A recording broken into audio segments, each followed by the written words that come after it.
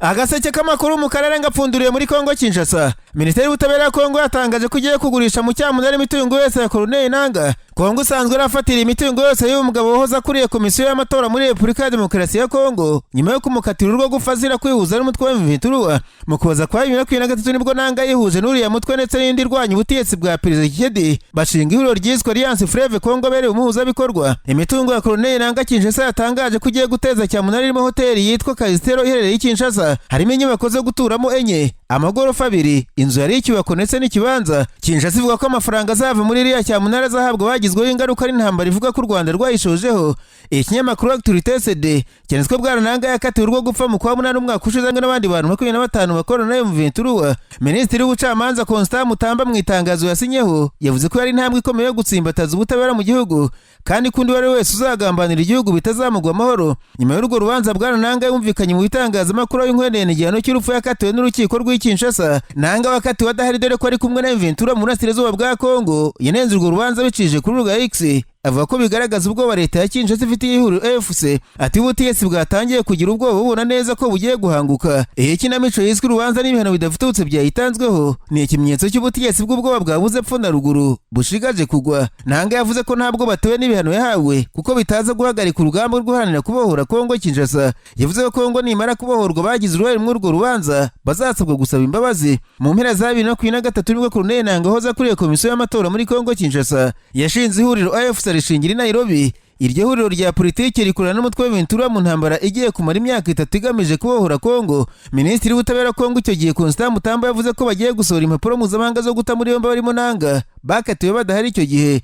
Urukiko rwa gisirikare kandi rwanzuye ko abahamwe n'ibyaha bazishyura miliyari y'amadolari. Ikindi ni uko urukiko rwategetse ko imitungo yose y'abakatiwe igomba gufatirwa. Mu rugamba Kinshasa ihanganye muri M23 n'undi ruracyahinanye ndetse mu gitondo cyo kuwa kabiri uyu mutwe wafashe santere ya Minova muri teritwari ya Karere muri Kivu y'Amajyepfo. Nyuma y'imirwano ihanganije n'ihoro ry'ingabo za leta ririmo imitwe y'abazarendo n'ingabo z'u Burundi guhera ku itariki 20 ku kwezi kwa mbere. Minova yari inzira y'ingabo z'u Burundi n'imbonera kure banyuragamo bazamuka berekeza muri Kivu y'Amajyaruguru kugira ngo bafashe ingabo za leta ya Kongo guhangana na M23. M23 ifashe Minova nyuma y'uko ku itariki ya 18 Mutarama ifashe ibindi bice byo muri Kivu y'Amajyepfo birimo Rumbishi, Numbi ndetse na Shanje, byose bikaba biherereye muri Karere.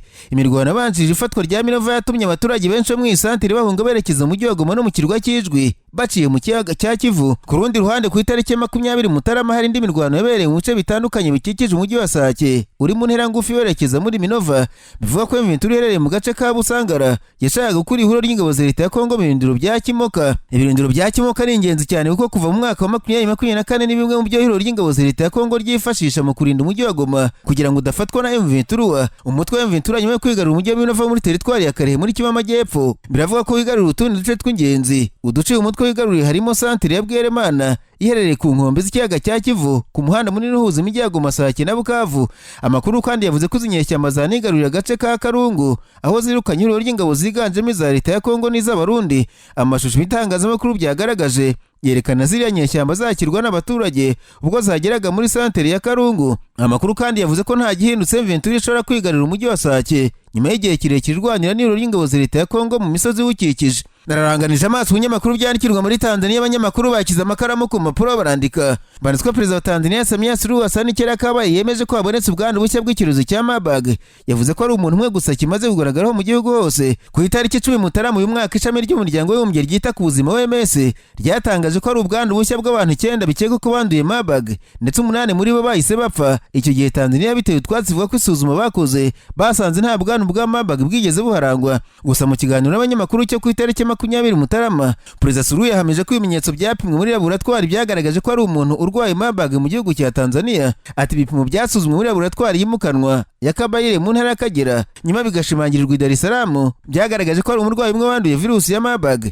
Yavuze ko igihugu cyongerera ubushobozi bwo guhangana n'ibyorezo, yizeza ko bazanagitsinda. Abantu 25 baketsweho ubwandu bwa Marburg ariko bapimwe ntibayibasangamo. umuyobozi mukuru wa MS Dr Tedros Adhanom Ghebreyesus yatangaje ko bahise baha inkunga ya miliyoni 3 z'amadolari yo gufasha Tanzania guhangana n'iki cyorezo no gukumira ko cyakwirakwira mu bindi bihugu. Icyorezo cya Marburg ni ubwa kabiri kigaragaye muri Tanzania, ubwa mbere hari muri Werurwe 2023 ubwo cyafataga abantu 9 kikabahitana. Imibare igaragaza ko 89% by'abandi Marburg ishobora kubahitana, uretse mu Rwanda honyine niho yishe 22%. Ubutegetsi bwa Tanzania ku ngoma kugendera John Pombe Magufuli bwarenzwe ko butegetsi bwemera ko icyorezo cyahagaritse ubuzima ku isi cya COVID-19 cyageze ndetse n'inkingo ibindi bihugu byafashe. Nta makuru yabazeho mu gihugu cya Tanzania. Ni nyabeje muri Uganda abanyamakuru bicaye imbere mudasobwa barandika.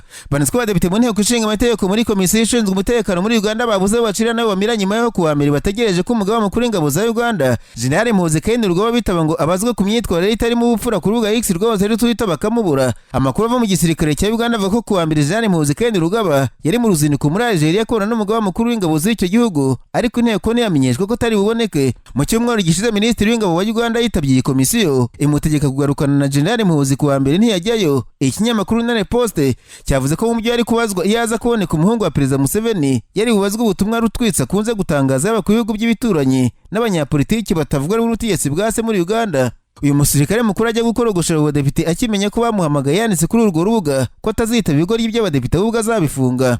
Depite Betty Nambozi umwe mu bagize iyi komisiyo yabwiye ikinyamakuru Nane Post ko inteko ishinga amategeko ya Uganda yafashwe bugwate ati ko kubanza turi ibigori by'abadepite nk'uko General Muhoozi yatwise. Uyu mudepite avuga ko guverinoma ya Uganda yafashe Muhoozi ikamugira igitangaza kugera ubwo nta rwego rubasha kumubaza inshingano kandi akorera igihugu. Iki kinyamakuru gisoma amagambo kivuga ko yuje uburakariye Depite Betty Nambozi agira ati Muhoozi ntiyakwitaba inteko y'ibigoryi koko, nyamara bizwi na buri wese ko turi abadepite intumwa za Rwanda. Imyitwarire igaragaza ubutegetsi bwa Uganda uko buhagaze bwimitse kudahana muhame hamwe twumve. Uyu mudepite yavuze ko kuba kuwa mbere General Muhoozi ataritabye inteko ishinga amategeko ntihanatangazwa impamvu byerekana ko General Muhoozi yica agakiza muri Uganda nta rwego na rumwe rumubashije. Nambozi yavuze ko ubutegetsi bwa Uganda uko buhagaze inteko ishinga amategeko nta kimaze ari baringa, ari nayo mpamvu uyu muhungu wa Perezida Museveni abayigize abita ibigoryi byabyibushye kubera kwiba leta. Intwaro Rwanda isanga Perezida Museveni atari cyacye muri ibi bintu kuko byerekana ko igihugu yagifashe akakigira karima ke asoroma uko yishakiye. Depite Betty Nambozi yavuze ko kudakemura ibibazo biri mu miyoborere itesha agaciro abaturage ntacyo byamara n'ubundi guhamagaza General Muhoozi Kainerugaba kuko ntazanitabura urwego. Iyi nteko nayo isanzwe itavugwaho rumwe kuko abasesenguzi bayinenga kurimo abantu bakora nk'abacanshuro kuko usanga umudepite ari na minisitiri icyarimwe. Ibyerekana ko bashyize imbere inda kurusha uko babaza ubutegetsi inshingano kuko ngo kuba depite na minisitiri icyarimwe bituma hari ibyo utabaza kubera ko nawe bifitemo uruhare. Agaseke k'amakuru mu karere ngapfundikiye muri Kenya abanyamakuru bakoze ba muri no barandika. Banitswe Perezida William Ruto yavuze ko atazareka imishinga yiyemeje yo guteza imbere abaturage ba Kenya nk'inzu ziciriritse kuri buri muturage ngo ajye muri politiki zidashinga zabo yitaba ntwara mu gihe batabashije kumutsinda mu matora aheruka. Uyu mutegetsi mukuru muri Kenya avuga ko kuri batorohewe, yavuze ko nta gihe iki gihugu kitagize imishinga myiza yabyara inyungu ahubwo cyabuze abategetsi babishyira mu ngiro, ariko ngo hari wese azabyikorera. Aganira n'abaturage mu ntara ya Kakamega, Bwana Ruto yavuze ko imigabo n'imigambi y'ihuriro ry'Ikinyakwanza ndetse n'iyazimira umoja bose bari bafite guteza imbere abaturage abatabishaka ari ba ntamunoza. Abanenga imitegekere ya Perezida William Ruto bavuze ko arajwe ishinga no gushaka manda ya kabiri kurusha uko ashaka gukorera abanyakenya ngo bahe ibyo yabemereye yiyamamaza. Ikinyamakuru The Standard cyanditse ko Bwana Ruto yavuze ko amaze imyaka myinshi muri politiki basakuza ari abavuka muri yo kandi ko ari abantu babatswe no kunkura umujyi badashobora kumutsinda. Intero ya Bwana Ruto ikirizwa na Bwana Musalia Mudavadi umunyamabanga wa leta ukuriye abandi ba minisitiri muri Kenya uvuga ko abantu begujwe ni ukuvuga ahangaha batunga urutoki rigati gacaguwa badakwiye kuyobya abantu bababeshya ko bazabakorera ibi n'ibi kandi bazi ko nta mwanya n'umwe utorerwa wemerewe kwiyamamarizaho muri Kenya kubera ubwo busembwa. Mu ijambo ikinyamakuru cyavuze ko riri mu bwishongozi Bwana Musalia Mudavadi ngo atavuze gacaguwa, yavuze ko abantu bateruye icyizere bakeguzwa badakwiye kuyobya rubanda babizeza ibitangaza kandi babizi neza ko batemerewe no kwiyamamaza kuyobora mu isibo. Yanagarutse kuri Bwana Mike Sonko wahoze ategeka umujyi wa Nairobi ndetse na Bwana Ferdinand wahoze ategeka Kiyambu ko bakwiye kujya babwira abo bashaka kuyobya ukuri ko nta mwanya wemerewe muri Kenya kuko basanga ari mu iziro kuko begujwe. Perezida William Ruto udakunzwe n'abanyakenya muri iki gihe yavuze ko abantu bamenyereye gukomerwa amashyi batabasha gutegeka iki gihugu ndetse ahamya ko abajya bamubwira ko bashaka kujya bayamukomera kanga kuko ngo bakomerwa amashyi bagira ko ibiganza by'abakomera bishobora guhindukira bikanamuvugiriza induru. Hari abanyapolitiki batanga ibitekerezo bavuga ko ubutegetsi bwa William Ruto igihugu cyagushije icyano kuko aribwo cyagwije abategetsi b'inkomashyi kandi barahiye kubahiriza itegeko nshinga ry'igihugu. Abo banyakenya bose ngo rajwe ishinga no kureba uko 2027 bizagenda.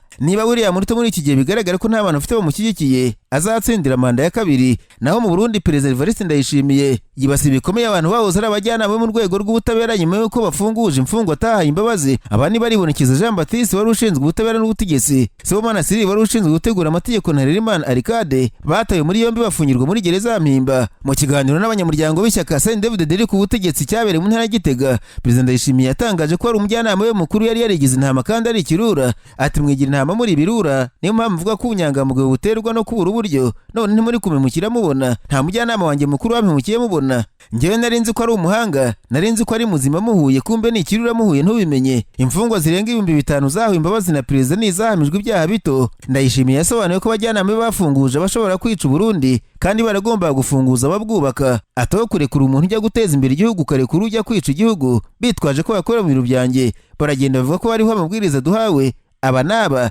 bagomba gutaha. Bavuze ngo rero tubishyire muri raporo, ngo iki ni icyitonderwa kugira ngo simbimenye. Muri 2023 Perezida Ndayishimiye nabwo yeguje Tabure Voka wari umujyanama we mukuru amusimbuza baribonekeza. Tabu nawe yaribasiwe azira ko yaragiriye umukuru w'igihugu inama yo kuvira mu ndege muri Tanzania ubwo yaravuye mu ruzinduko muri Cuba. Tabu yagiriye Perezida Ndayishimiye inama mu gihe byawiswaga ko mu Burundi hashobora kuba habaye kudeta kugira ngo indege idahanurirwe i Bujumbura. Perezida Ndayishimiye yatangaje ko bigoye gukorana n'abajyanama, ashimangira ko atabishobora mu gihe yaba adakorana n'Imana.